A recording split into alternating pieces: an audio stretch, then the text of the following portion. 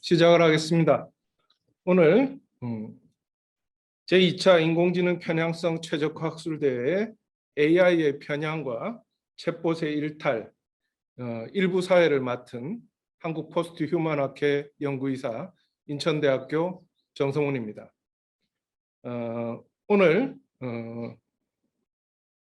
먼저 개회사부터 해서 시작을 하고 그 다음에 일부 진행을 하도록 하겠고요. 일부 진행 중에 그리고 2부에서도 마찬가지일 텐데 여러분이 이제 질문하실 사항, 발언하실 사항이 있으면 먼저 채팅방에 신청을 해주시고요. 그래서 채팅방에 미리 신청을 해주신 분부터 발언 기회를 드리도록 하겠습니다. 본격적인 그 발표를 듣기 전에 먼저 한국 포스트 휴먼 학회 회장 경남대학교 정원섭 선생님으로부터 개회사를 듣도록 하겠습니다. 안녕하십니까. 2021년 벽두 우리나라의 한 스타트 업체에서 개발한 이루다라는 챗봇이 혐오 발언을 하는가 하면은 이용자들로부터 성희롱의 대상이 되면서 거센 사회적 비난을 받고 사라진 사건은 참으로 큰 충격이었습니다. 이미 2016년 3월 마이크로소프트에서 개발한 테이가 반사회적 발언을 일삼다가 하루를 넘기지 못한 상태에서 서비스를 중단한 사건을 알고 있었기에 이번 사건의 충격은 더욱 클 수밖에 없었습니다. 그래서 우리는 인공지능 기술의 일반적인 특성뿐만 아니라 우리 사회가 가지고 있는 고유한 특수성까지 고려하여 이 사건을 면밀하게 살펴볼 필요성을 절감하였습니다.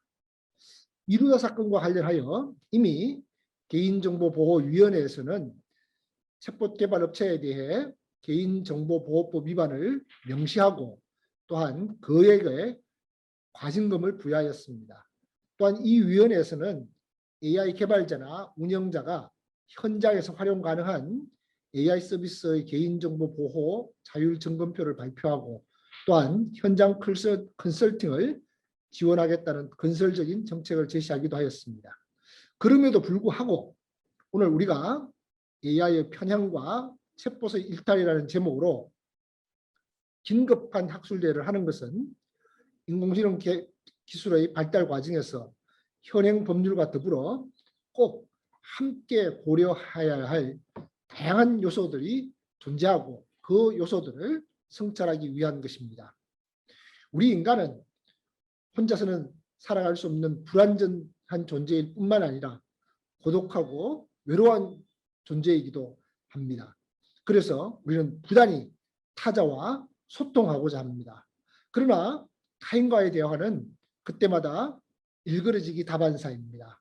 특히 지금처럼 코로나 상황에서 가족이나 이웃과의 친밀한 대화는 더더욱 힘들어지고 있습니다. 게다가 새로운 기술을 쉽게 수용할 수 있는 20대, 30대 1인에서 1인 가구가 급속하게 증가하고 있는 현상은 앞으로도 제2, 제3의 이루다가 등장할 수 있는 가능성을 배제할 수 없습니다.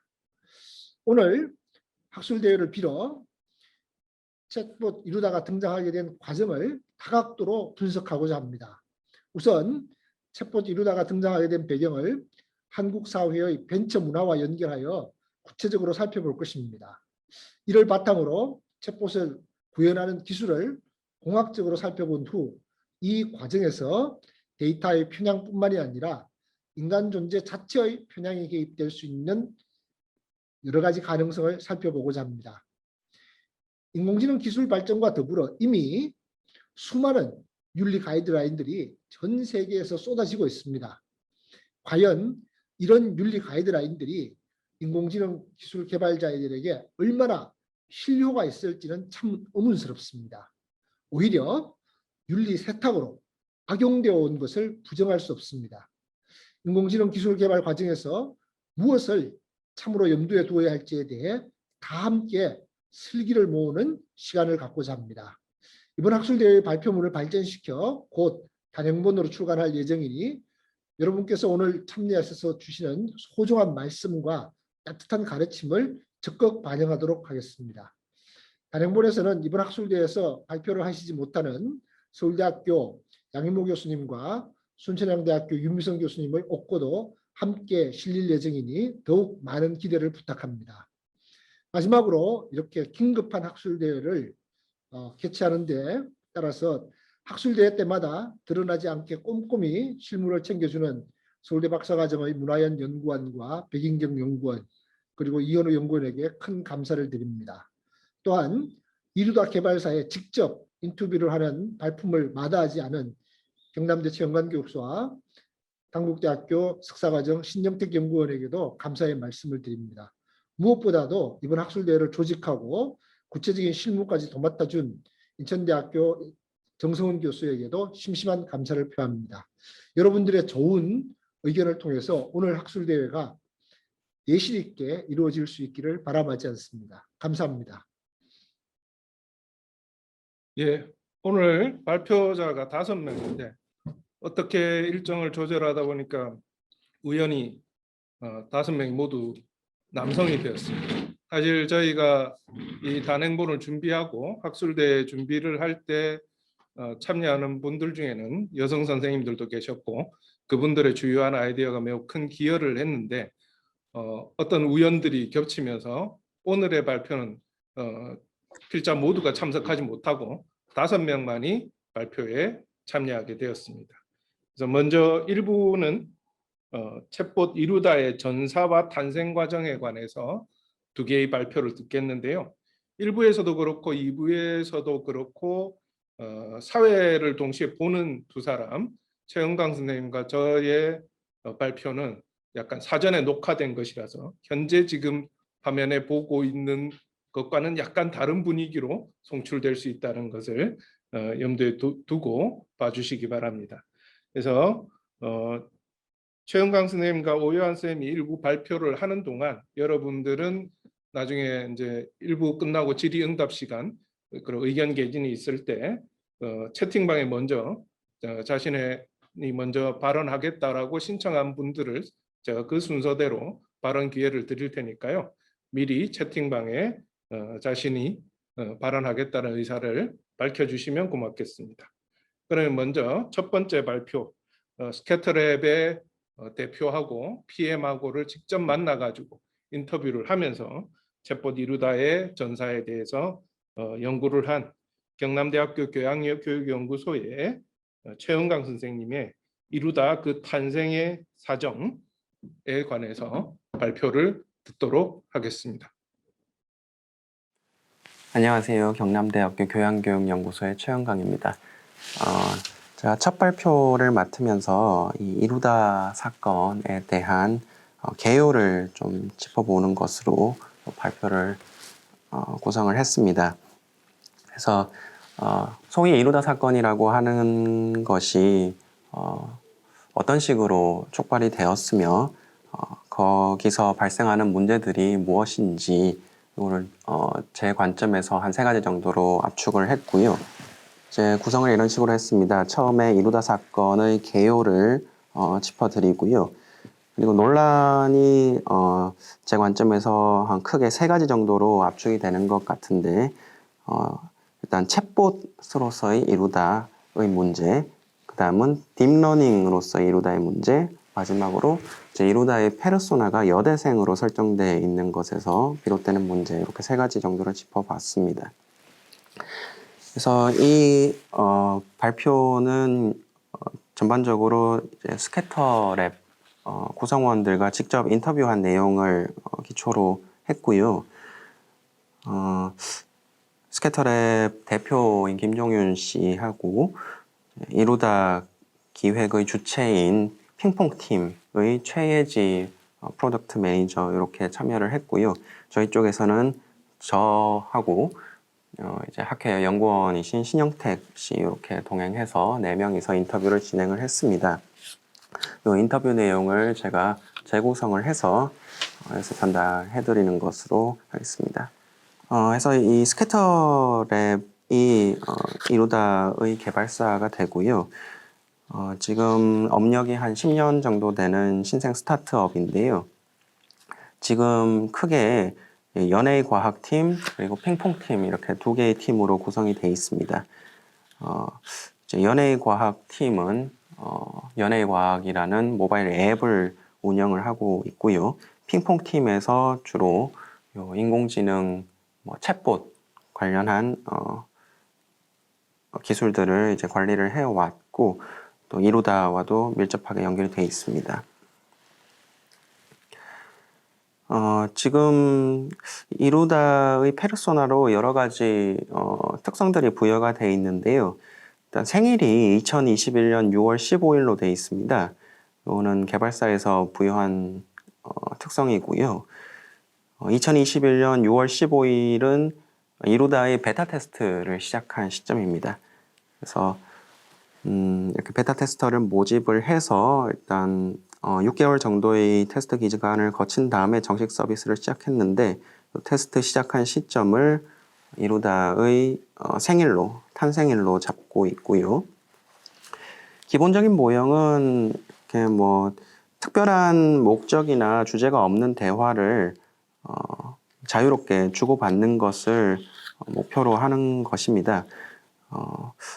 그래서 특별한 주제가 없지만 이용자가 어떤 질문이나 자기 견해 같은 것을 말하면은 이루다가 그에 대한 답변을 해주고 또 그 맥락에 맞춰서 대화가 계속 이어나가게끔 하는 그런 모형을 취하고 있고요.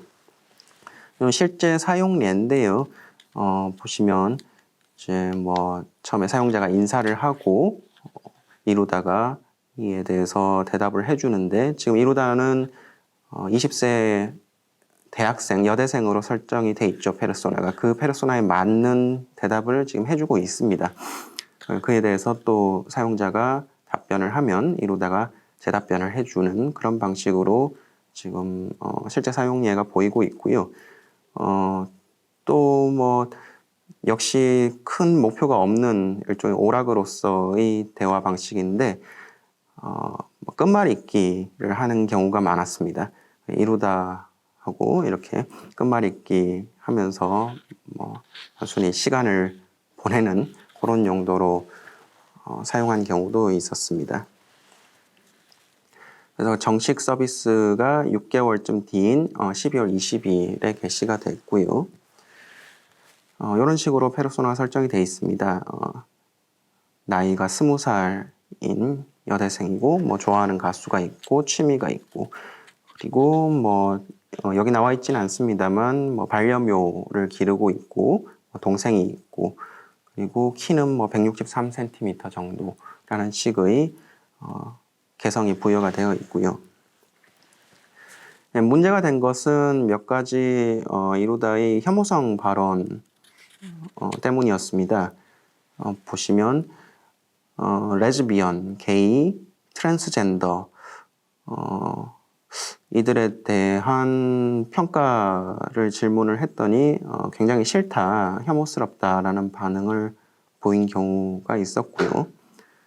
또 다른 한편에서는 지하철 임산부석이라는 말을 했을 뿐이었는데 역시 굉장히 싫다, 혐오스럽다, 말하지 말라는 식의 반응을 보이고 있습니다. 그리고 이루다가 20세 여대생으로 지금 설정되어 있는 데서 비롯되는 문제도 있습니다. 이용자들이 좀 악용을 한 측면이 있습니다. 여대생이라고 이제 가정을 하고 굉장히 성적으로 노골적인 대화를 시도를 한 거죠. 그리고 또 이루다가 거기에 굉장히 노골적인 답변을 함께 해줍니다. 그래서 이런 식의 성적 대상화가 또 문제가 되었고요. 스캐터랩 측에서는 이 앞의 두 문제에 대해서 이런 식으로 이용하는 이용자를 강하게는 고발 조치도 할 수 있다는 식으로 입장문을 발표했고 이제 이런 식의 사용을 하지 못하도록 계속 시정해 나가겠다는 입장문을 발표를 했는데 또 다른 문제가 생겼습니다. 제 이루다의 대화 데이터베이스를 이루는 것이 기존의 연예과학 앱에서 수집한 연예과학 사용자들의 실제 카카오톡 대화였는데요. 여기서 수집된 대화들이 적절히 필터링이 되지 못해서 이름, 주소, 전화번호 같은 개인정보가 유출되었다는 의혹이 있었습니다. 그래서 여기 제보된 예를 보시면 주소를 계속 물어보니까 이런저런 동네 이름을 말한 경우도 있었고요. 자기가 사는 곳이 어디 근처다 하는 식으로 대답한 사례도 있어서 실사용자들의 민감한 정보인데 이런 것들이 제대로 걸러지지 못한 것 아니냐라는 문제가 제기가 됐습니다. 그래서 일반 여론이 악화하고 있는 가운데 이 다음 커뮤니케이션 전 대표죠, 창업자기도 하고요, 이재용 씨가 이것은 개발사에서 적절히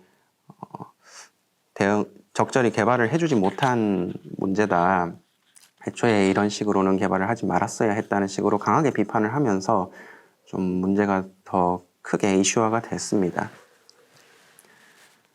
그래서 정식 서비스를 시작하고 한 달여 지나서 스캐터랩에서 공식 입장문을 발표하고 이제 사과를 하면서 서비스를 잠정 중단하기로 결정을 했습니다.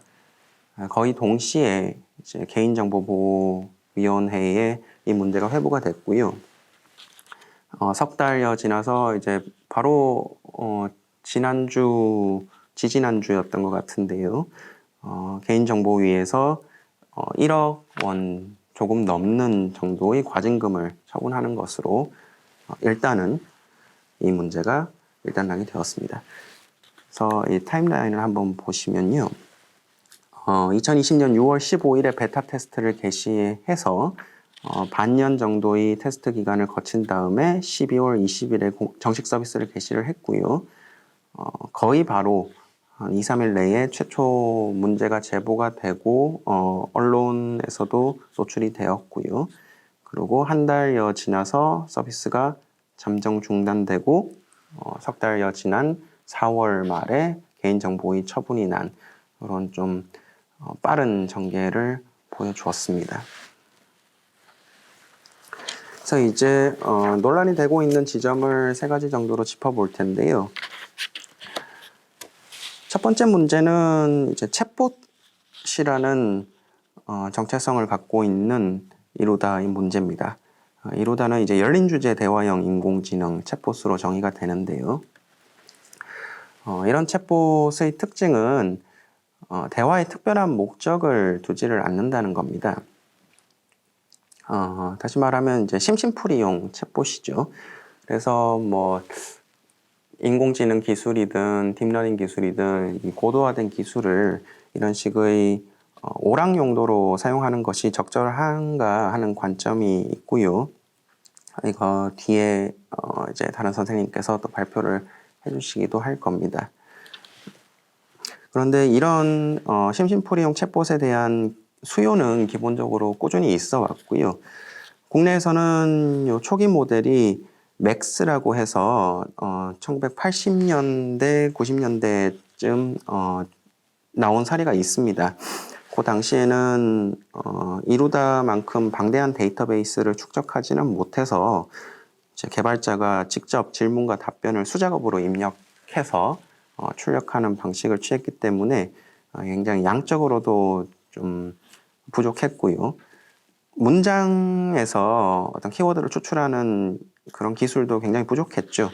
그래서 하나 내지는 2개의 키워드를 포착하면 그에 맞는 답변을 출력해주는 방식이었기 때문에 맥락에 맞지 않는 답변도 출력이 되는 그런 문제들이 있었습니다.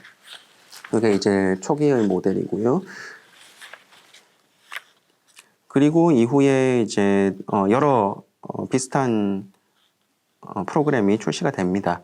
이제 국내에서 아직도 서비스가 되고 있는 심심이류의 앱이 있고요. 그리고 국외에서도 테이나 샤오아이스 같은 서비스가 있었는데 테이는 이루다와 비슷한 혐오 발언 문제로 역시 출시된 지 얼마 되지 않아서 중단된 그런 일을 겪기도 했죠.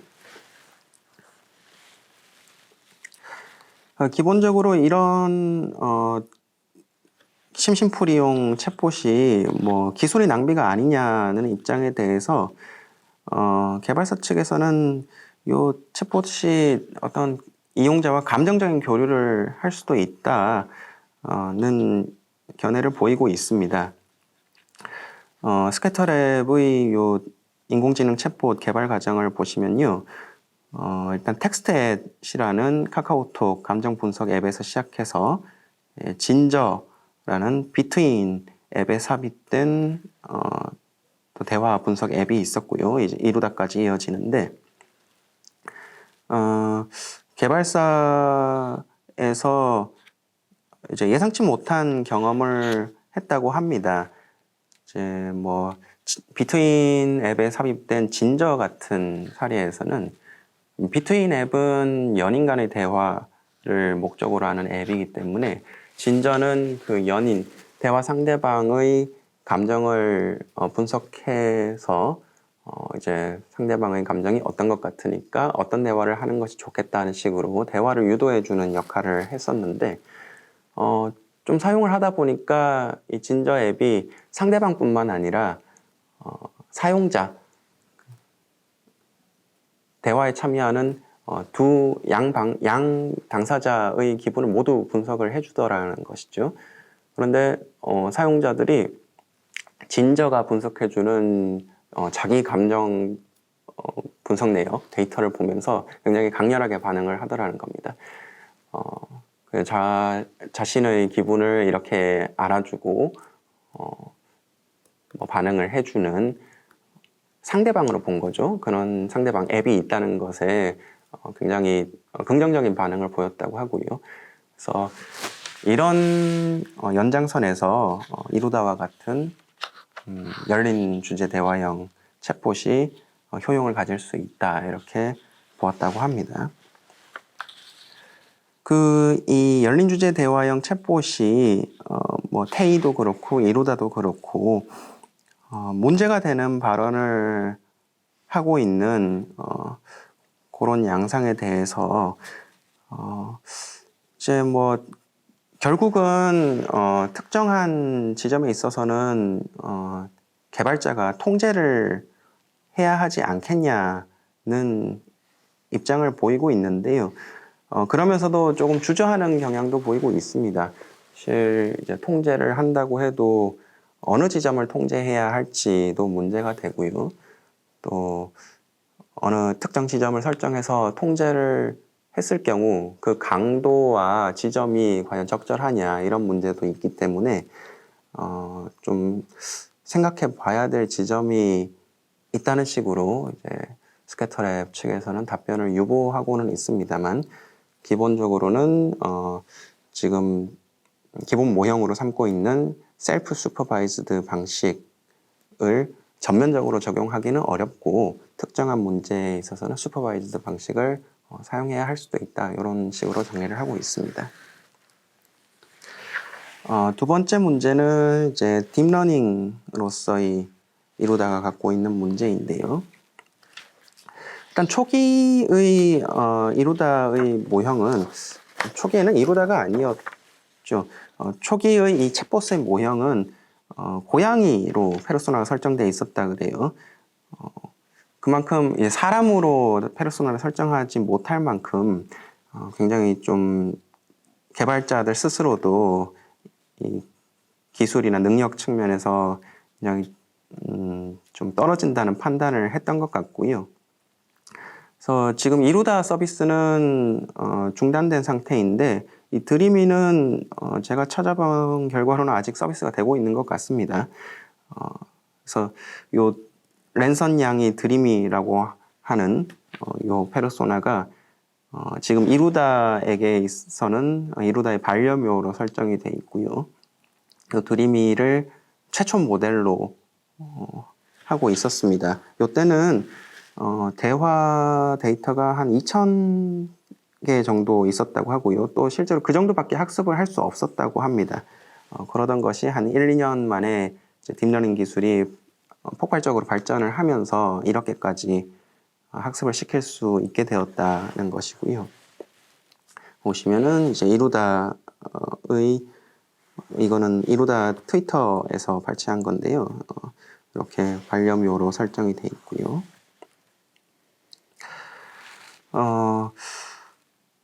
근데 이렇게의 이루다의 데이터베이스 이제 기술적으로는 굉장히 이제 학습량이 늘어난 것은 맞죠. 근데 이 자료의 출처가 문제가 되었습니다. 이것과는 다른 팀, 연예과학팀에서 만든 연예과학 앱에서 수집한 정보가 좀 강하게는 불법적으로, 약하게는 비윤리적으로 사용자들의 동의 없이 그렇게 사용됐다는 문제가 불거진 건데요. 연예과학 앱은 이제 모바일에서 제공이 되는데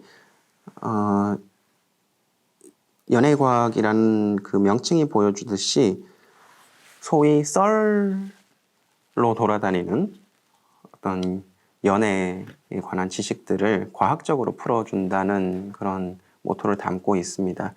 그래서 실제로 뭐 심리학이나 뭐 자연과학 논문을 인용해 가면서 어떤 소문에 기반한 뭐 연애 지식들이 얼마나 맞는지를 보여준다는 취지를 담고 있고요. 그런 서비스를 이제 컨텐츠로 하고 있고,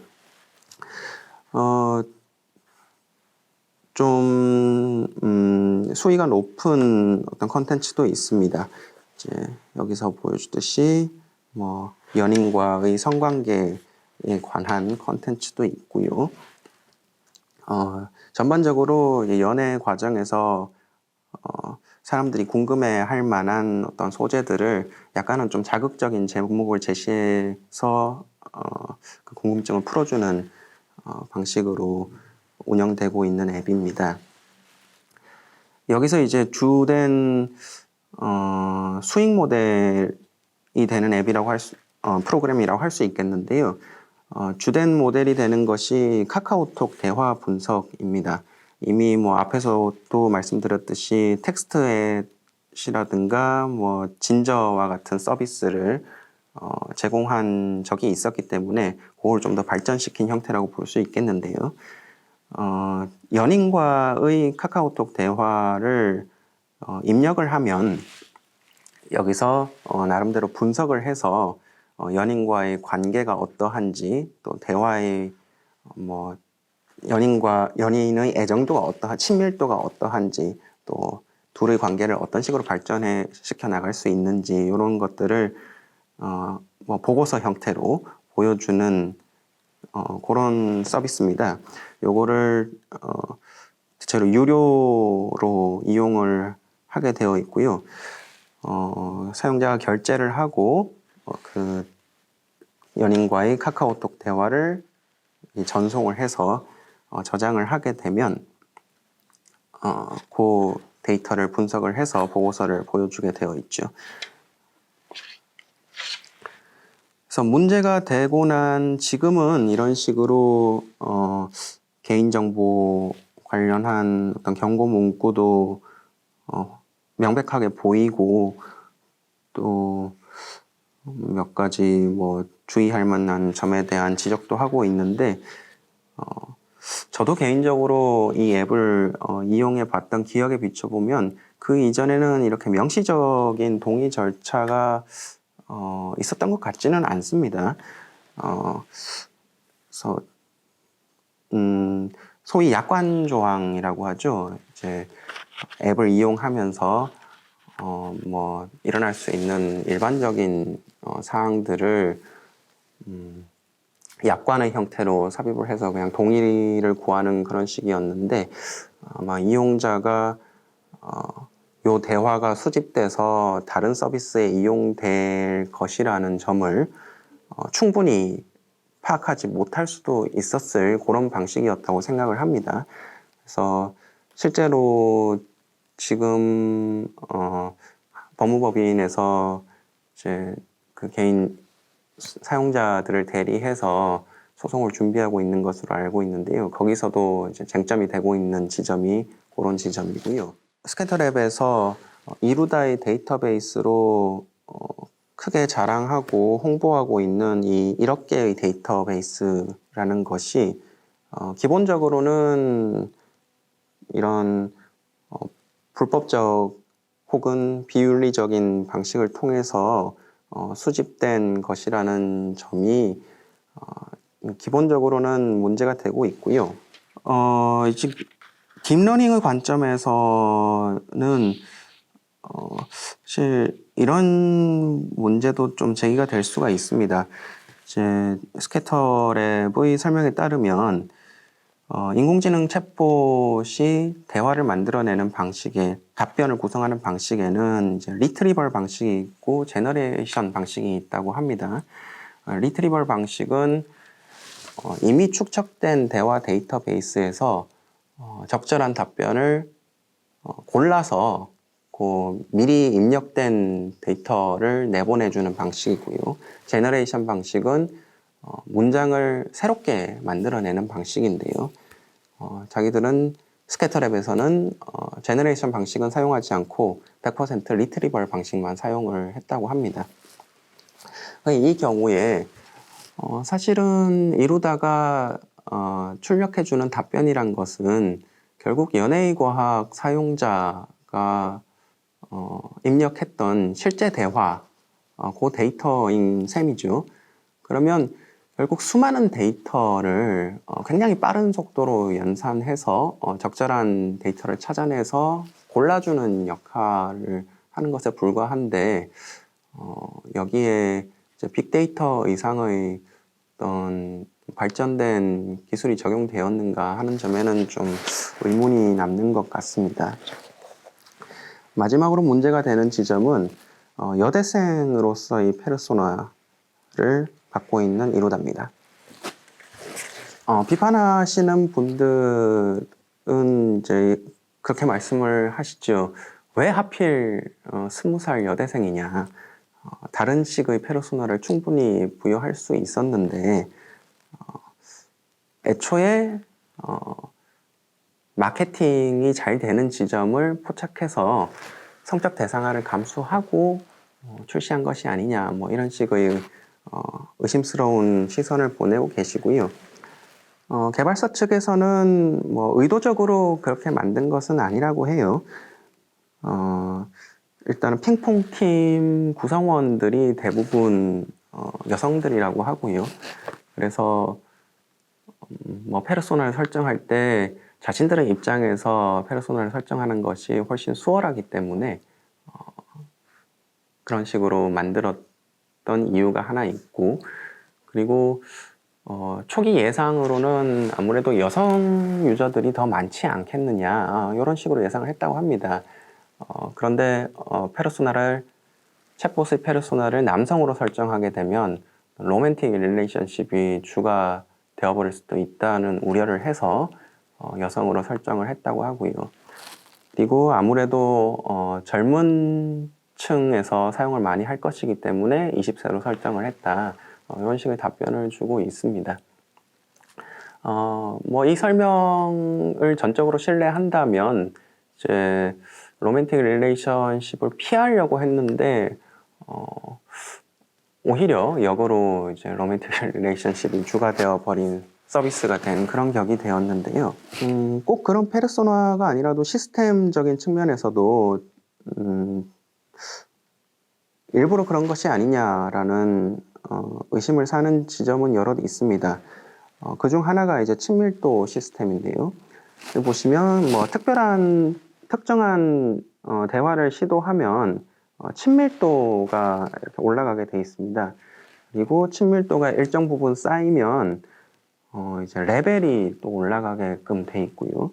그래서 레벨이 올라가면 또 대화의 수위도 달라지게 되는 그런 시스템을 갖추고 있어요. 좀 이런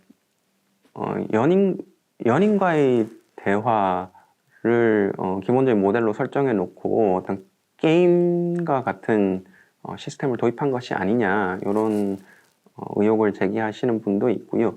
요 바로 뒤에 선생님께서 이제 발표를 해주실 겁니다. 뭐 이런저런 논란에도 불구하고 일단 뭐 저 열린 주제형 챗봇으로서 일정한 족적을 남겼다는 점은 뭐 의문의 여지가 없을 것 같습니다. 이루다가 아직 뭐 좀 분명하게 남아있는 문제들이 있습니다. 개발사 측에서는 인공지능, 즉 딥러닝으로서 상당한 진보를 이루었다는 의미로 이제 이름을 이루다로 설정을 했는데 아직은 그렇게 평가할 수 있을 만큼 이제 기술의 진보를 이루었느냐 요 점도 좀 논의를 해볼 필요가 있을 것 같고요. 이것도 이제 뒷부분에서 선생님들께서 발표를 해주실 거고요. 이제 더 문제가 되는 것은 역시 윤리적인 지점이죠. 일단 이루다의 페르소나를 20세 여대생으로 설정을 해놓은 것은 분명하고 사용자들이 이 점을 악용했다는 점도 명백한데 문제는 실제 대화 상대자가 20세 여대생이었어도 사용자들이 똑같이 대화를 시도했을 것이냐 하는 점이겠죠. 아마 실제 사람이었으면은 절대로 같은 방식으로 아마 희롱성 발언을 하지는 않았을 거라는 생각을 해볼 수가 있고요. 그렇다면은 이제 이루다가 겪은 일종의 성적 대상화나 뭐 문제성 발언 같은 것들은 이루다가 인공지능이라는 점을 사용자들이 확실하게 인식하는 상황에서 벌어진 문제라고 볼 수 있고요. 근데 또 한편으로 이런 문제성 발언의 어떤 책임 소재는 또 이루다가 아니라 이루다를 개발한 지금 스캐터랩 쪽으로 향하고 있죠. 그것은 아직 이 인공지능이 그 주체적으로 인정을 받지는 못하고 있는 상황을 단적으로 보여주고 있는 것이라 생각하는데요. 이 상황에서 우리가 대처해야 할 어떤 윤리적인 문제들 그리고 아직 뭐 10문장 정도밖에 학습을 하지 못하는 이런 이루다의 기술적인 문제 이런 것들을 짚어보면서 앞으로 이 인공지능 대화형 챗봇을 중심으로 한 인공지능과 딥러닝 기술이 어떤 식으로 발전할 수 있고 또 발전해 가야만 하는지를 우리가 생각해 볼 필요가 있다고 판단이 됩니다. 일단 제 발표는 여기까지고요. 뒤에 이어서 다른 선생님들께서 요 논란이 되는 지점들을 좀 더 구체적으로 짚어주실 것입니다. 감사합니다. 두 번째 발표자는 미국 랜스클리어 공대 과학학 박사 과정에서 현재 유학 중인 오유환 선생님께서 지금 미국은 아주 아마 자정이 넘은 시간인데 지금 아주 밤늦게 접속을 하셔서 이렇게 힘들게 발표를 해주십니다. 오유환 선생님 준비되셨나요? 예, 화면 공유가 필요한데 제가 한번 화면 공유 지금 해보겠습니다. 예, 그러면 오유환 선생님 발표 듣겠습니다. 예. 화면 공유 보이시나요? 예, 보입니다. 예, 그러면 좀 시작하겠습니다. 네, 방금 정성웅 교수님께서 소개해 주신 대로 미국 렌슬리어 공과대학교 과학기술학과 박사과정에서 공부하고 있는 오유환이라고 합니다. 오늘 저의 발표는 스캐터랩은 연예과학과 일상대화, 인공지능 사이의 관계를 전문가 커뮤니티에 어떻게 설명해 왔는가 하는 질문에 대하여 답을 하고자 합니다. 오늘 발표의 실마리가 되는 아이디어를 소개하면서 시작하겠습니다. 희수자 이라는 노스캐롤라이나에서 박사과정 재학 중인 이루다 사태를 분석한 슬레이트 비고문에서 다음과 같이 지적한 바 있습니다. 바로 스캐터랩의 대화형 인공지능에 기반이 되는 데이터의 출처가 다름 아닌 카카오톡 대화라는 사실이 실은 인공지능 개발자 커뮤니티에서는 비밀이 아니었다는 점입니다.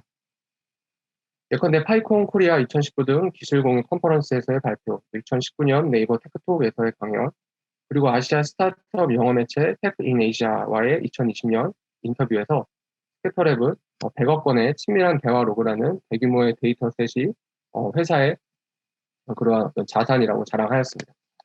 반면 그러한 민감한 데이터가 과연 윤리적으로 수집되었는지를 이러한 여러 공개적인 발언 과정 중에서 스캐터랩 측에 공개적으로 물어보거나 의문을 제기한 사람은 없었던 것으로 보입니다. 이러한 지적에 기반하여서 다음에 확장적인 질문은 우리가 조금 더 곱씹어 볼 만한 가치가 있다고 생각합니다. 바로 인공지능 연구개발 커뮤니티가 또 더 나아가서 벤처 투자업계 관련자들이 스캐터랩의 인공지능 챗봇의 데이터 출처가 카카오톡 대화라는 사실을 일찍부터 알게 되었다고 한다면 과연 이 전문가 커뮤니티, 즉 연구개발 커뮤니티 및 벤처 투자업계의 여러 행위자들이 공개적으로 문제 제기를 할 가능성이 얼마나 있었을까라는 질문입니다. 만약 스캐터랩의 대화형 AI의 데이터 출처가 전문가 커뮤니티 내부에서 보다 일찍 그리고 공개적으로 논의되기 시작했더라면 스캐터랩이 인공지능 챗봇을 연구 개발하는 양상이 지금 우리가 알고 있는 결과와는 꽤나 다르게 다른 방식으로 다른 방향으로 진행되었을 수도 있었으리라 생각하기 때문입니다.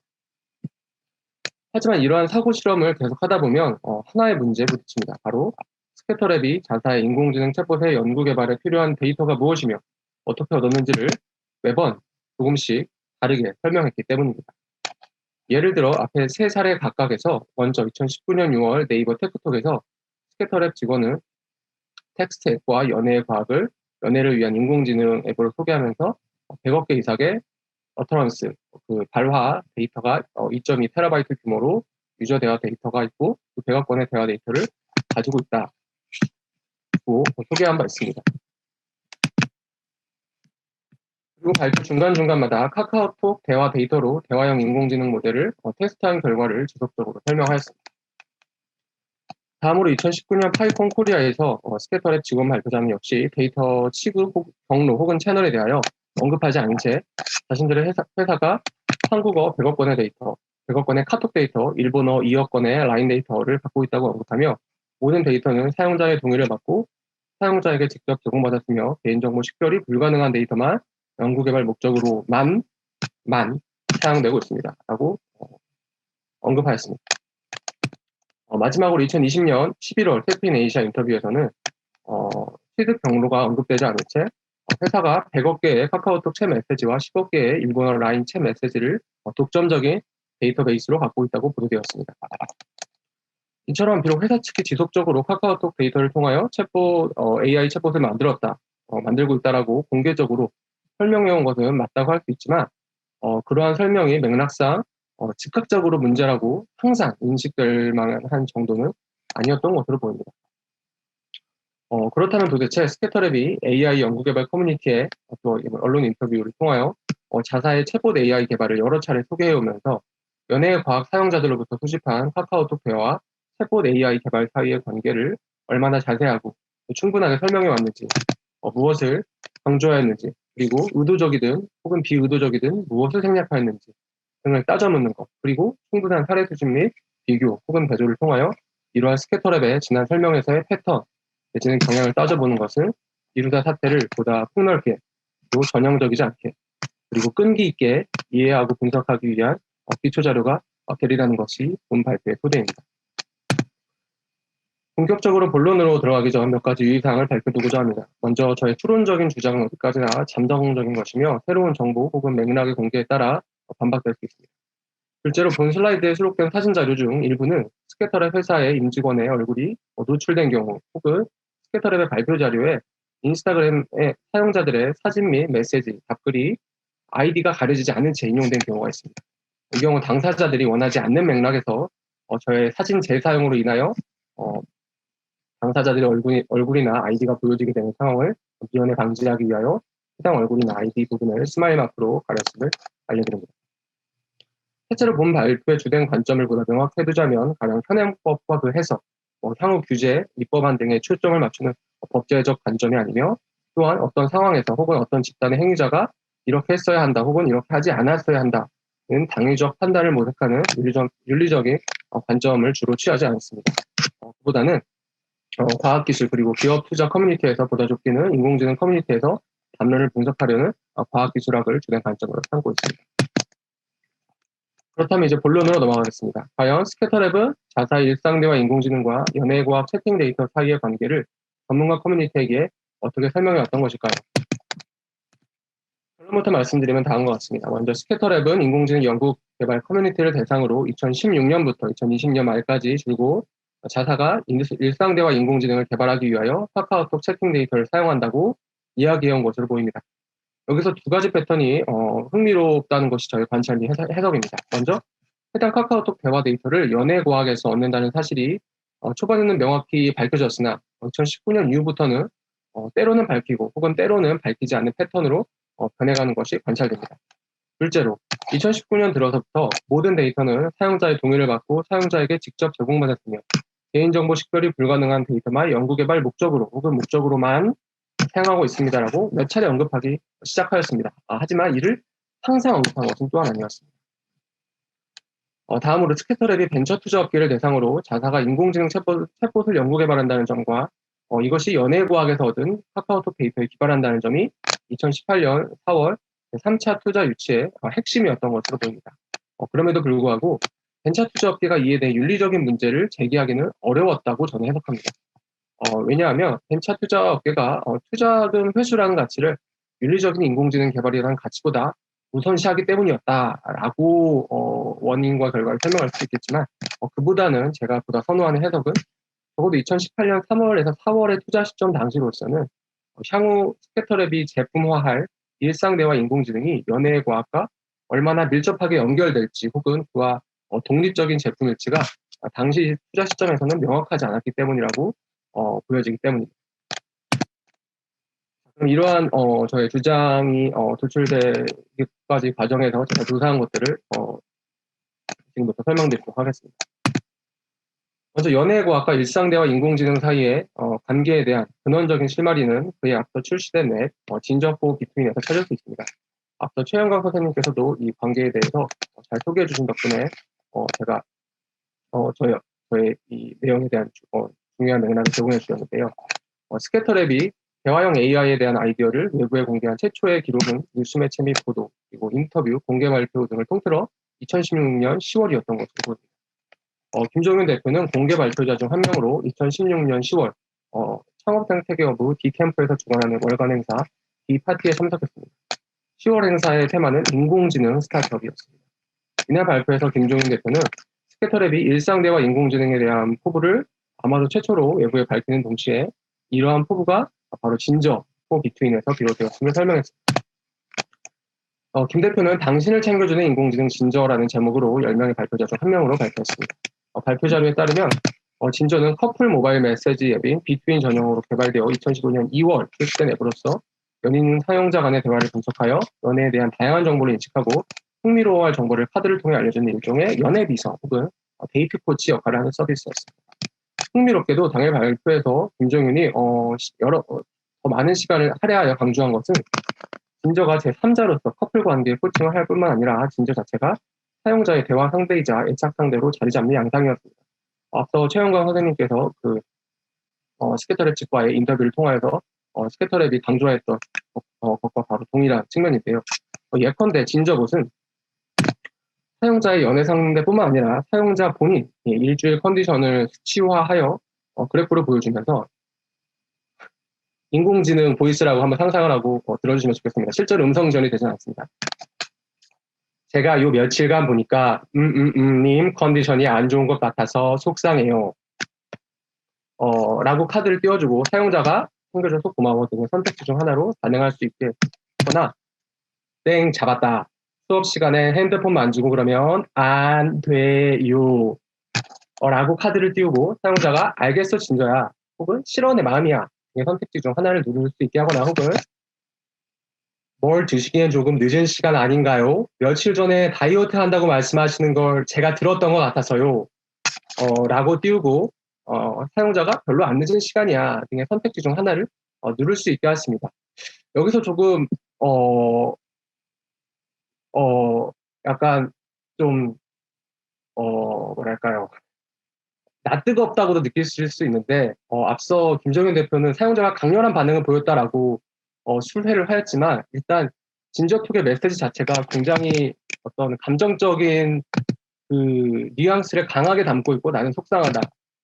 그리고 뭐 안 돼, 요 굉장히 뭐 끼를 부리는 듯한 이런 말투를 노골적으로 써가고 상대를 강하게 챙긴다는 인상을 주기 위하여 굉장히 의도가 강하게 반영된 멘트를 알리고 있는데 물론 이것이 굉장히 단순한 멘트를 보여줬으면서 사용자가 강렬하게 반응하는 것을 보고 이것을 반영하여서 점차 어떤 멘트의 강도나 뉘앙스를 높인 결과물일 수도 있겠지만 어쨌든 이 멘트 자체가 상당히 공격적으로 페르소나를 굉장히 특정하게 젠더화되어 있다고 보기는 어렵지만 상대를 내가 어떻게든 챙겨주고야 말겠다는 그런 굉장히 강한 목적이 들어갈 그 인공지능으로서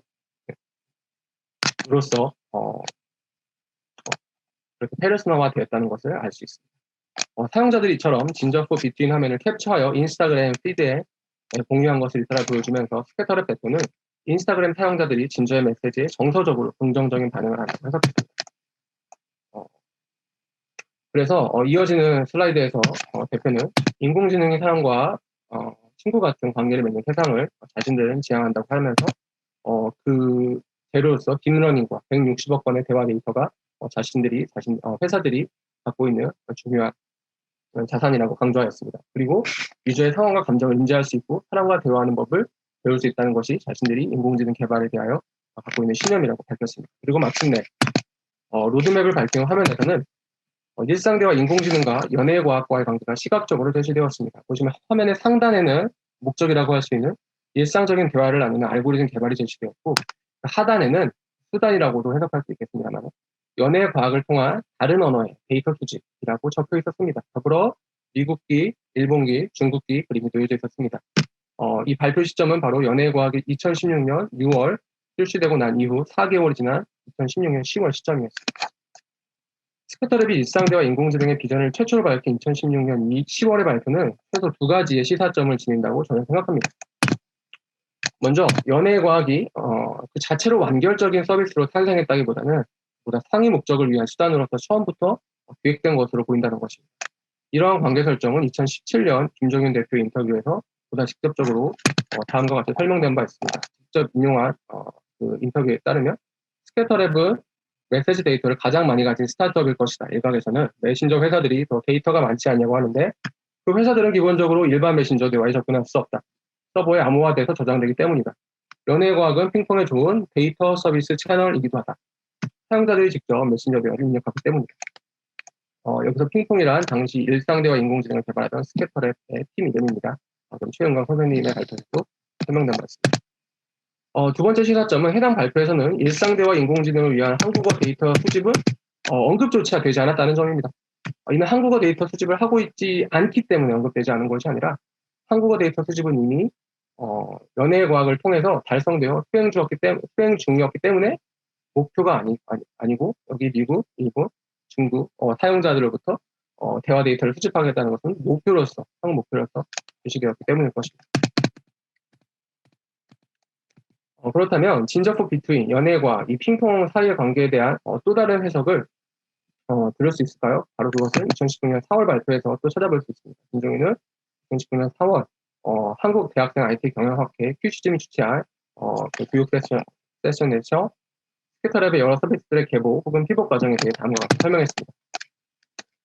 텍스트엣이 자사의 1세대 서비스, 진저포 비트윈이 2세대 서비스, 그리고 진저로부터 나온 연예과학과 핑퐁 이 두 개가 제3세대 서비스라는 것입니다.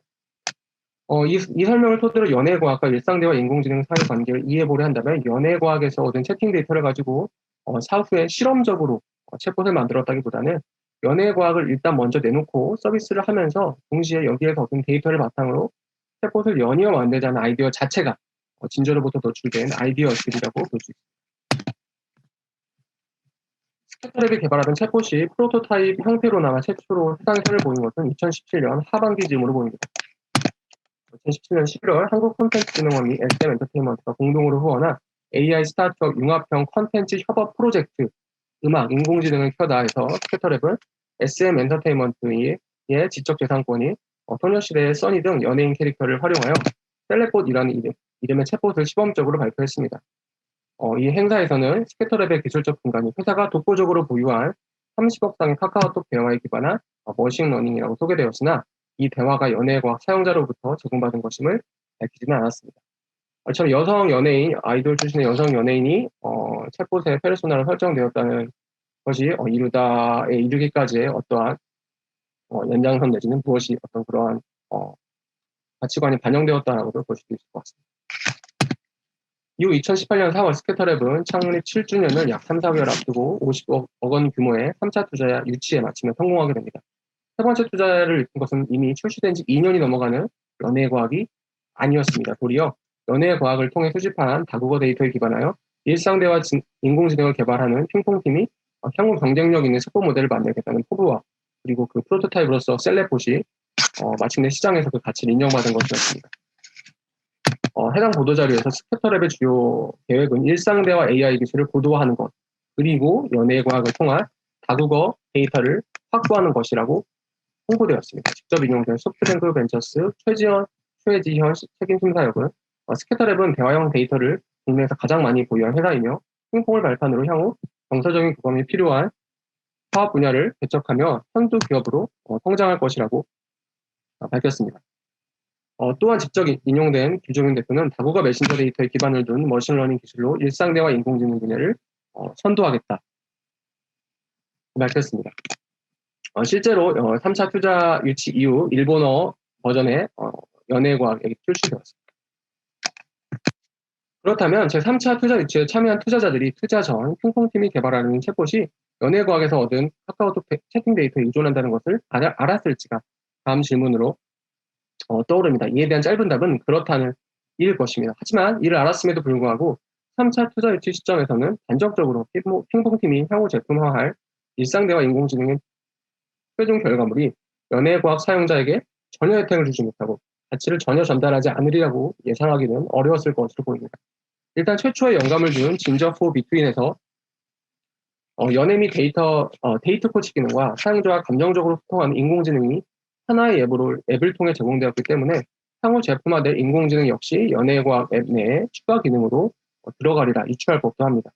혹은 그렇지 않고 별도의 제품이나 서비스로 독립적인 성격의 일상대화 인공지능 제품이 출시된다 할지라도 그 결과물이 어느 플랫폼 기반에서 나올지는 당시로서는 열린 결말이었습니다. 예컨대 연예과학과 긴밀히 시너지를 창출하는 소비자향 제품 서비스가 될 것인지 혹은 진저4 비트윈과 유사하게 다른 회사와 협력하는 보다 독자적인 형태가 될 것인지 혹은 아예 기업 고객용 제품 서비스가 될 것인지 그리고 각각의 경우 어떤 시장이 존재하며 어떤 비즈니스 모델을 가져갈지 등 여러 면에서 불확실성이 많은 편이었습니다. 이제부터는 2019년에서 2020년 스캐터랩이 참여한 5곳의 크고 작은 인공지능 관련 기술 공유 발표 그리고 핑퐁팀의 기술 블로그에 게시된 한 건의 게시글의 사례를 보겠습니다. 이 6건 중 텍스트 앤 및 연예과학 사용자 대화 데이터로부터 핑퐁이 학습되었다는 점이 세 곳에서는 언급되었고 다른 세 곳에서는 언급되지 않았습니다. 먼저 2019년 5월 김종윤 대표와 김준성 머신러닝 엔지니어가 네이버의 사내기술 공유회인 네이버 테크톡에 참여하여 사람들과 자연스러운 대화를 나누는 인공지능 핑퐁 만들기라는 제목으로 발표했습니다. 네이버 내부 구성원들에게만 선보이는 자리인 이 발표회에서 김준성은 텍스트과 연예과학을 통해 얻은 100억 건 이상의 어터런스의 유저 데이터가 NLP 그리고 다이얼로그 시스템 머신러닝에는 귀중한 자산임을 강조하며 100억 건의 대화 데이터를 최대한 학습해 사람 같은 인공지능을 만들자는 것이 핑퐁의 목표라고 내세웠습니다. 다음으로 2020년 8월 핑퐁팀의 블로그에 한국어로 대화하는 생성 모델 학습을 위한 여정이라는 이름의 글이 게시되었습니다. 여기에서는 저희 핑퐁팀은 연예과학 어플리케이션을 통해 수집한 대량의 대화 데이터를 학습 데이터로 이용하였다는 점을 간략히 밝혔습니다.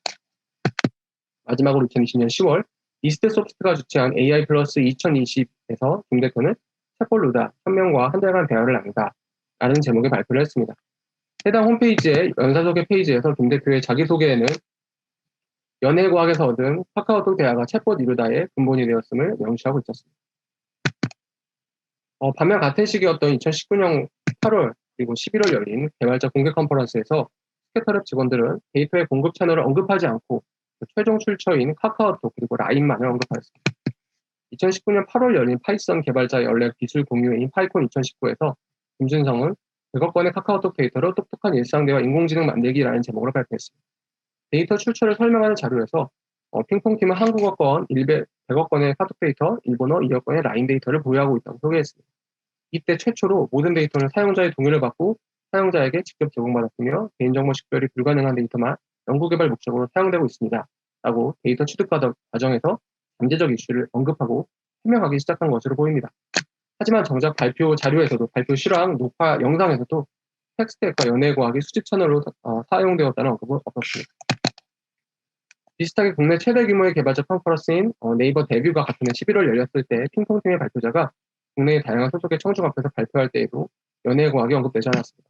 이주홍이 다이얼로그 볼트 100억 건의 메신저 대화로 일상대화 인공지능 서비스하기라는 제목으로 발표할 때 자신들이 활용한 일상대화 데이터는 100억 건의 한국어 카카오톡 데이터, 2억 건의 일본어 라인 데이터라고만 밝혔습니다.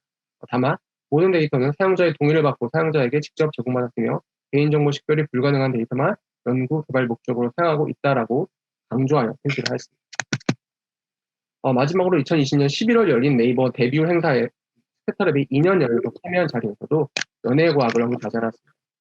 스케터랩 그리고 핑퐁 AI 리서치 소속으로 참석한 김 대표는 오픈 도메인 챗봇 루다 UID 현생부터 클로즈 베타까지의 기록이라는 제목을 발표해서 오픈 도메인 대화가 특히 어려운 이유를 꼽으며 다행히 스케터랩은 데이터셋에서 독점적인 우위를 보유함을 밝히며 자신들이 독점적으로 보유한 데이터로 한국어 100억 건 카카오톡 메시지, 일본어 10억 라인 메시지를 제시하였습니다. 하지만 연예과학이나 텍스트에서 언급하지 않았고 사용자 동의 혹은 개인정보 비식별에 대한 언급 역시 없었습니다.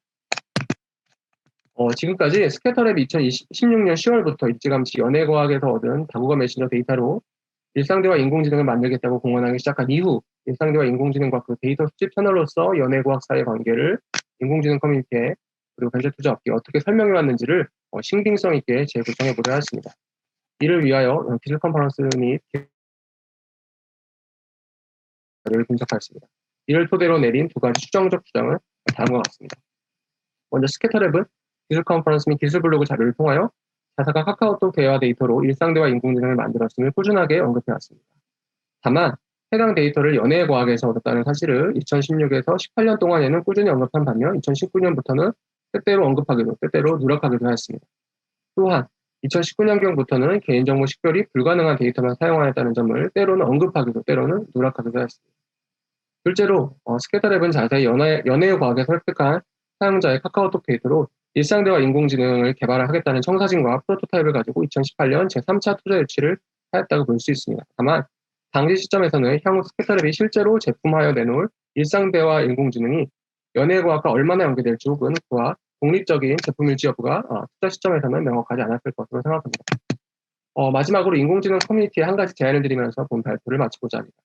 지금까지의 발표는 전문가 커뮤니티가 해당 커뮤니티 내부에서 아직 실정법상 법규 위반을 논할 단계까지 가지는 않았어도 선을 넘지는 않았다 하더라도 내부 가치나 규범상 옳고 그름이 언제나 명확하게 식별되지 않는 문제들을 선제적으로 그리고 공개적으로 다룰 수 있는 가능성, 조건, 그리고 역량에 대해 다루고자 한 것이었습니다. 저는 전문가 커뮤니티 내부의 담론, 문화, 그리고 문서화되지 않은 자체 규범 등을 이루다 사태를 둘러싼 공적 회의장에서 보다 적극적으로 논의할 필요가 있다고 생각합니다.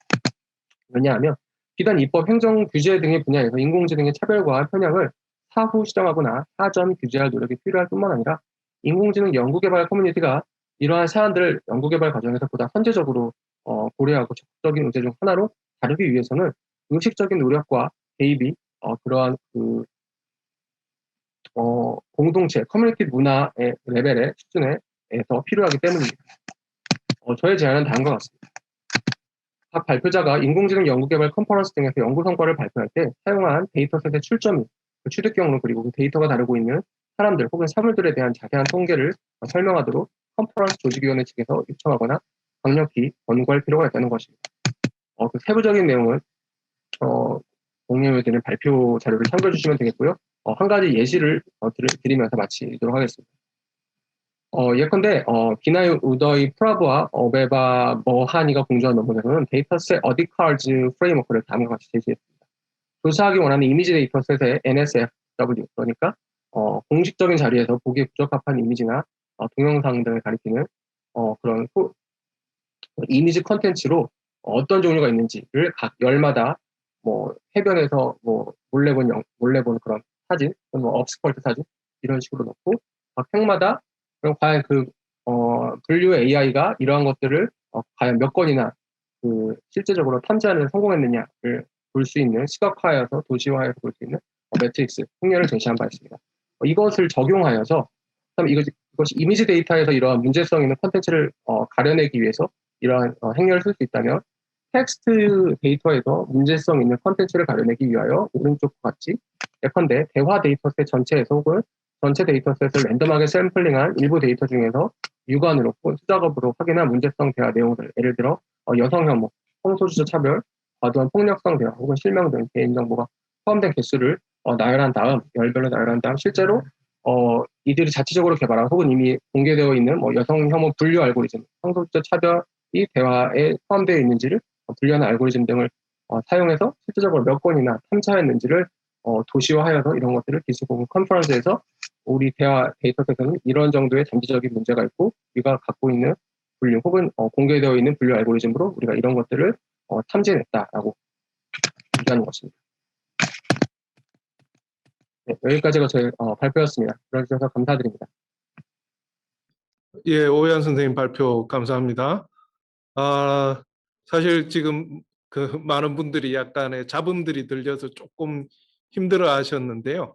저희가 중간에 계속 체크를 했는데 사실은 발표자의 그 엔터 키 때문에 일어나는 소음이어서 제가 발표를 열심히 하고 있는데 이렇게 끼어들면 발표자가 너무 당황하실 것 같아서 좀 우리가 괴롭지만 함께 참으면서 들었고요. 그래서 청중분들한테는 조금 죄송하지만 중간에 발표를 끊기는 조금 애매하고 이런 상황이라서 계속 연속해서 진행을 했습니다. 미국의 유학생이 그렇게 좋은 시스템을 갖고 있지 못한 것에 대해서 좀 너그러운 마음으로 좀 양해를 해주시기를 바라고요. 지금까지 제가 아까 체크한 상황에서 질문은 조경석 선생님이라고 하여튼 영어로 된 채팅방에 질문이 있었습니다. 좀 간단한 질문인 것 같은데 여기에 대해서 먼저 최은강 선생님이 답변을 해주시고 그 질문해 주신 분은 혹시 부족하면은 본인이 켜서 지금부터 질의응답 시간에는 이제는 이제 발언하실 분은 그 음소거를 해제하고 발언을 하셔도 됩니다. 오늘은 질의응답 토론을 중심으로 많은 시간을 배치하려고 하니까 기탄 없이 자신의 질문들을 해주시기를 바랍니다. 먼저 최은강 선생님이 답변부터 좀 해주십시오. 네. 예, 안녕하십니까. 최영광입니다. 조경석 선생님께서 이루다 서비스가 로맨틱 릴레이션십이 주가 된다는 근거나 통계가 있느냐라는 질문을 주셨습니다. 답변을 드리겠습니다. 이루다 서비스가 로맨틱 릴레이션십이 주가 되는 것처럼 보인다는 것은 제가 사실관계를 말씀드린 것이 아니고요. 그에 대한 평가를 말씀드린 것입니다. 그것도 제 평가가 아니라 언론 등에 노출된 기존의 평가를 일반적으로 말씀을 드린 것이고요. 사실은 저희 개인적인 입장은 관련 문제에 대해서 아직 평가를 좀 유보하고 싶다는 쪽에 가깝습니다. 제가 스캐터랩과 직접 인터뷰할 당시에 스캐터랩 담당자들에게도 제가 비슷한 취지 질문을 했었습니다. 그랬더니 사실은 여성 유저가 상당히 많았다. 남성 유저만큼이나 많았고 남성 유저와 여성 유저의 비율은 4대 6 정도 되었다. 그런 답변을 듣기도 하였고요. 또 한편으로는 로맨틱 릴레이션십이 아니라 보다 일반적인 방식으로 이루다 서비스를 사용한 유저도 많았다. 이런 답변도 들었습니다. 저는 이제 이 진술을 신뢰하고 싶어하는 입장에 가까운데요. 아쉽게도 말씀하신 그 근거나 통계 자료가 아직 없습니다. 그래서 제가 발표할 때 말씀드린 것은 대중에게 아직 일반적인 것으로 보이는 평가를 기반으로 이루다 서비스가 로맨틱 릴레이션십이 주가 되는 것처럼 보인다. 이렇게 말씀을 드린 것이고요. 이 진술은 이제 지금 인터넷 커뮤니티에 소위 만연해 있는 자료들 그리고 일반적인 언론의 시각들 이런 것을 제 나름대로 일반화한 평가입니다. 그렇게 봐주시면 되겠습니다. 감사합니다. 약간 사회자인 제가 약간 월권으로 약간 보충 답변을 드리자면 이 통계가 쉽지 않은 게 스캐터랩에서는 4대 6이었다 성별 비율이 이러지만 페이스북이라는 게 사실 성별을 바꿔서 이렇게 설정을 할 수도 있는 서비스입니다.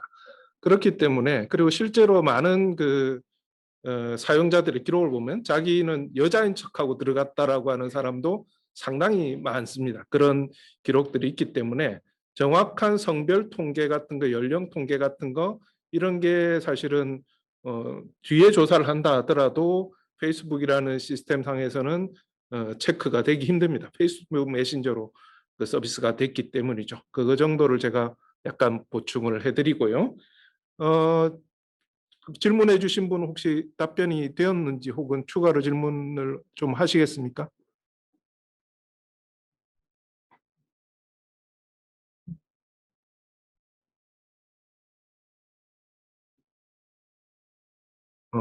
채팅만 사용하실 수 있는 분이신가? 예, 예. 또 다른 질문 하실 분 있으면 채팅방에 다른 신청은 들어와 있지 않네요. 바로 지금 마이크를 켜서 질문해 주실 분 있으면 질문해 주셔도 좋습니다.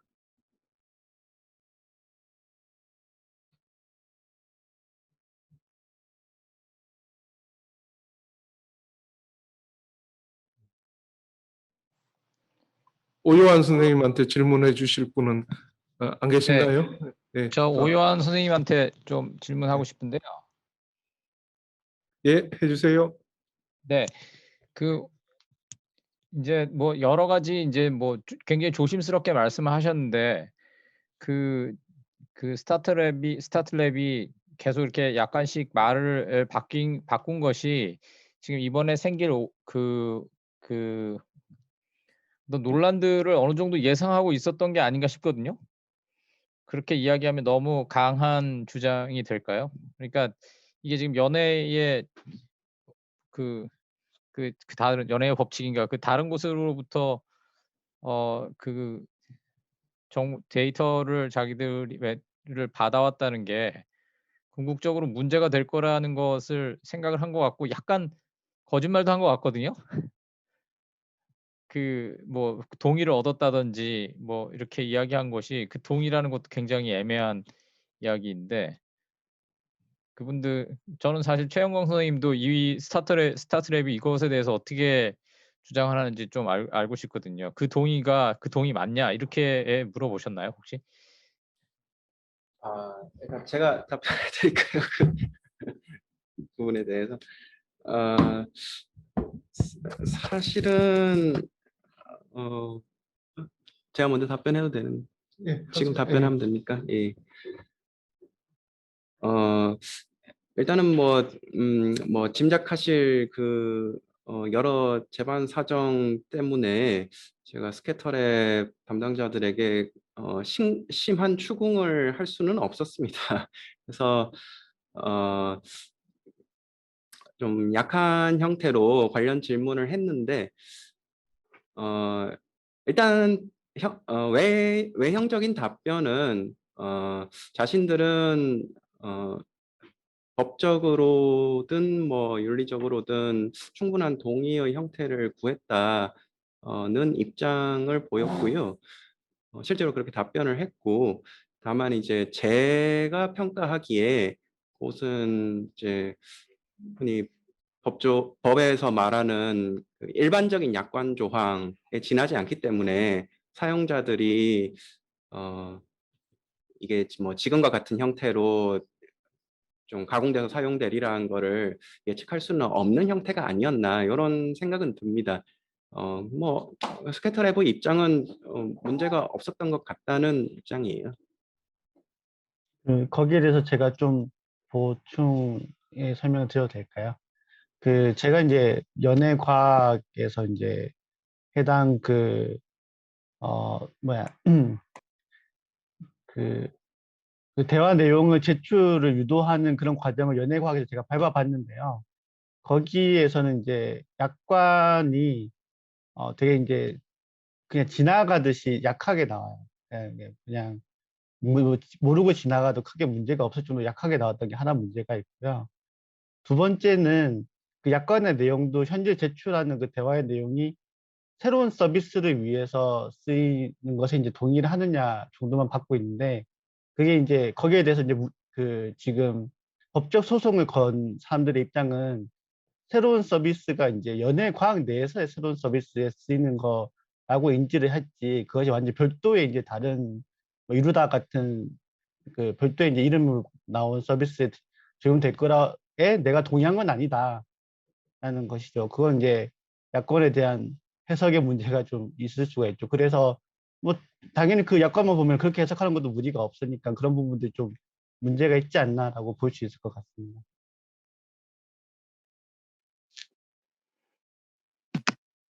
네, 이어서 제가 답변 드리도록 하겠습니다. 말씀하신 대로 이게 약간 스펙트럼이 있는 것 같은데 명확히 위법인 것과 명확히 합법인 것이라고 할 수 있는 게 있는지 모르겠고 명확히 위법인 것은 있는데 명확히 위법이 아니고 아주 그런 바운더리가 명확하지 않은 것들 그러니까 그런 그레이 영역에서 스캐터랩이 그 사용자 동의를 구한 과정이 있었던 것 같고 스캐터랩이 보기에는 본인들로서는 법적으로도 문제없고 도의적으로도 문제없고 이제 그 소송을 제기한 당사자들인 연예과 사용자들은 당연히 이건 법적으로도 도의적으로도 문제가 당연히 있고 법적으로도 문제가 있다 이렇게 지금 그래 아직까지 잘 아이덴티파이 되지 식별되지 않았던 그래 영역에 대해서 이제 법이 사법당국이 핀포인트를 하려는 이제 그 시점인 것 같은데 이거 너무 약간 법 전문가들이 잘 할 수 있는 그런 논의인 것 같아서 저는 여기는 발을 얹고 싶지 않고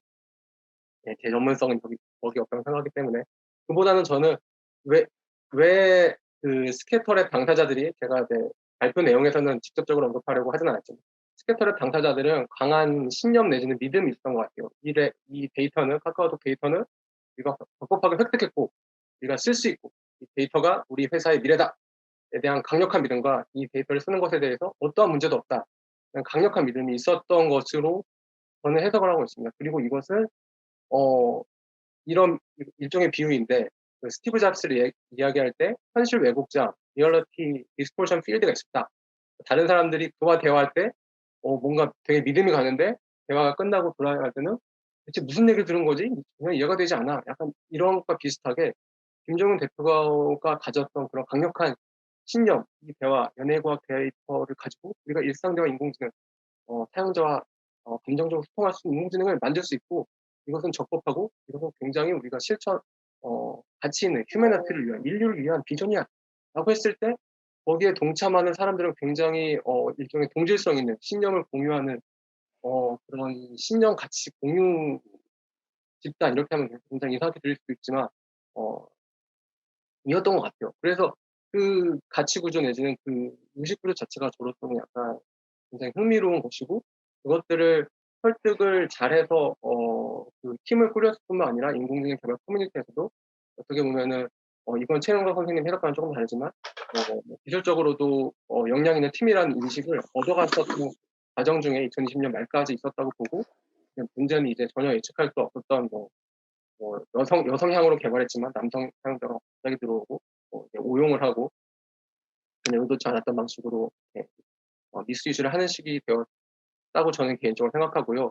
그리고 또 말씀하신 질문 중에 이것이 스캐터랩이 이 문제가 될 것을 알고 있었지만 이것을 좀 의도적으로 혹은 비의도적으로 좀 감추려고 한 것은 아니었겠느냐 이렇게 해석을 하셨는데 여기에 대해서 뭔가 매끈하게 답변을 드리기가 저는 개인적으로 어렵다고 생각을 하지만 그래도 어떤 경향을 통해서 말씀을 드리자면 일단 전문가 커뮤니티에서는 적어도 카톡 데이터를 썼다라는 것 자체는 일관적으로 주장을 했고, 일관적으로 제시를 했고, 다만 연예과학에서 얻었느냐에 대해서는 갈수록 조금 불분명해지는 경향이 있지만, 전문가 커뮤니티가 아니라 그 보도자료 그리고 일반 인터뷰를 했을 때는 카카오톡 대화를 가지고 일상대화 인공지능을 만들었다는 것 자체를 점점 언급하지 않는 추세를 보입니다. 그러니까 그 기술 커뮤니티를 대상으로 PR을 할 때는 일종의 개발자 채용 목적도 있기 때문에 카카오톡 대화를 우리가 썼다라는 것을 강하게 어필했지만 일반 사용자를 대상으로 할 때는 카카오톡을 가지고 우리가 인공지능을 만들었어라는 것 자체가 언급되지 않는 경향으로 흘러간다는 것이죠. 이렇게 약간 서로 다른 대상, 개발자 대상 그리고 사용자 대상으로 했을 때 사용자 대상으로에서는 이렇게 카카오톡을 사용했다는 것을 점점 그 언급 빈도를 줄여가고 마침내는 전혀 언급하지 않았었다는 사실로 미루어 추측컨대 적어도 사용자에게 이것을 굳이 카카오톡 대화를 가지고 인공지능을 개발했다는 것을 밝힐 때 100실 중 실이 크다라는 판단은 아마 내부적으로 하지 않았을까라는 것이 저희 개인적인 추측입니다. 예, 한 분 질문만 더 추가로 받겠습니다. 시간상 2부에 있고 그다음 마지막에 3부가 종합 토론이 있습니다. 지금 질문 신청하신 신희선이라고 돼 있으신 분 질문 좀 해주십시오. 예. 네, 안녕하세요. 저는 카이스트에서 과학기술 정책을 공부하고 있는 신희선입니다. 오늘 발표 너무 재미있게 잘 들었습니다. 최영강 선생님께서 이 사건의 요약을 너무 잘 해주셨고 오유환 선생님 발표도 매우 흥미롭게 들었는데요. 특히 저는 오유환 선생님한테 질문이 있는데 특히 마지막 부분에서 되게 제안까지 되게 실천적이고 의미 있는 제안을 해주신 것 같습니다. 이루다 사건 이후에 제가 목격하기로는 법계 그리고 뭐 사회과학계 내에서 다양한 반응과 뭐 해석 지적이 나왔는데 오늘 오유환 선생님께서 지적하신 사항들이 실질적으로 효과가 있으려면 이후에 이제 지적하신 전문가 집단의 참여와 활발한 토론이 필요할 것이라고 생각을 합니다.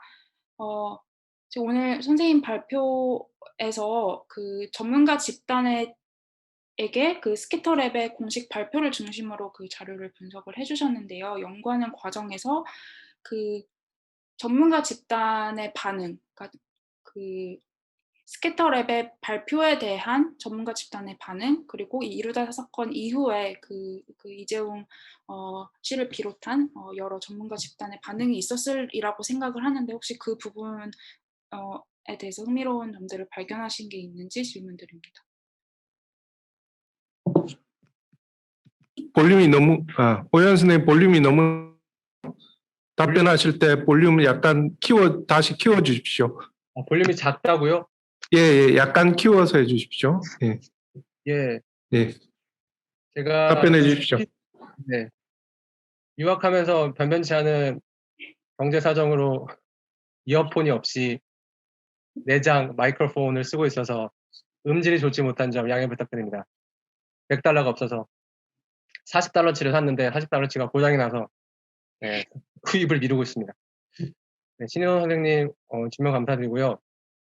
저도 개인적으로 역시 발표 내용에는 포함하지 않았지만 흥미롭게 발견한 것 중에 하나가 좀 크리피하지만 김정윤 대표의 페이스북을 발견하고 과연 이 사람이 무슨 글을 남겼나 열심히 봤는데 열심히 일하는 사람인 거는 제가 알았고요. 열심히 일했는데 이러다가 이렇게 공론화된 이후로 이제 최종적으로 이제 서비스 중단, 잠정 중단 발표를 하고 그런 거에 관련돼 이제 글을 몇 줄 남겼는데 많은 사람들이 좋아요, 하트, 응원합니다, 화이팅 이렇게 남겼더라고요.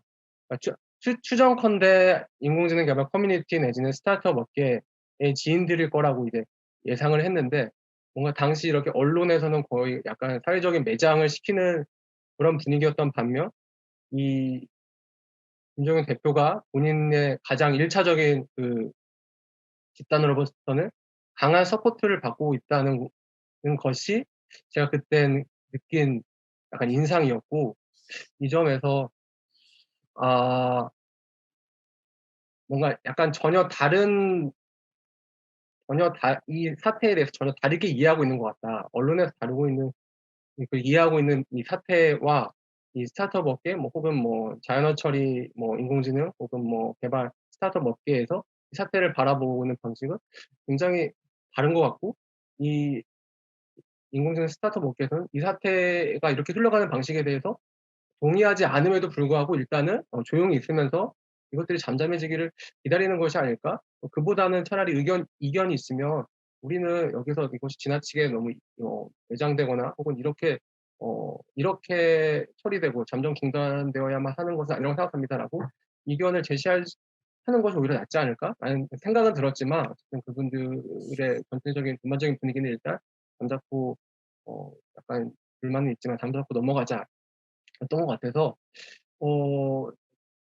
왜 그렇다면 이 스타트업 업계 내지는 인공지능 업계에서도 이런 사태에 대해서 보다 비판적으로 혹은 우리가 이때를 계기로 뭔가 좀 약간 가치 규범을 보다 적극적으로 그리고 공식적으로 논의하면 좋겠다, 이런 어필이 잘 발견되지 않을까, 이런 궁금점이 저도 있었어요. 그런데 저도 그런 인사이더가 아니고 그렇다고 아주 그런 의견을 구할 수 있는 분들을 가까이 두고 있지는 않아서 저도 그걸 듣지는 못했는데, 어, 네, 그러니까 일단 저의 짧게 요약을 하자면 다른 가치 체계와 다른 이해를 지금 어떤 언론이 다루는 스타트업 이 사태를 다루는 방식과 인공지능 그리고 자연어 처리 업계에서 이거를 받는 방식이 좀 다른 것 같은데, 아직 서로 이 두 세계가 충돌하는 것이 보이지 않고 있다.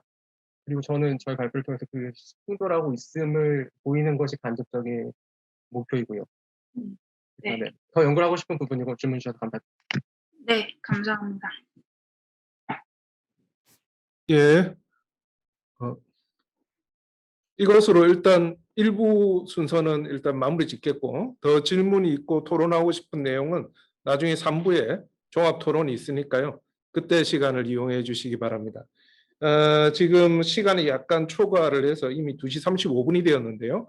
원래 2시 30분에 2부를 시작하기로 했는데, 그래도 약간 이제 사회자를 교체하는 시간은 필요하니까 5분 쉬었다가 2시 40분에 2시 40분에 제 2부를 진행하겠습니다. 2부 사회자는 바뀔 거고 제가 발표자로 바뀔 것입니다. 예, 그럼 5분 쉬고 다시 만나도록 하겠습니다.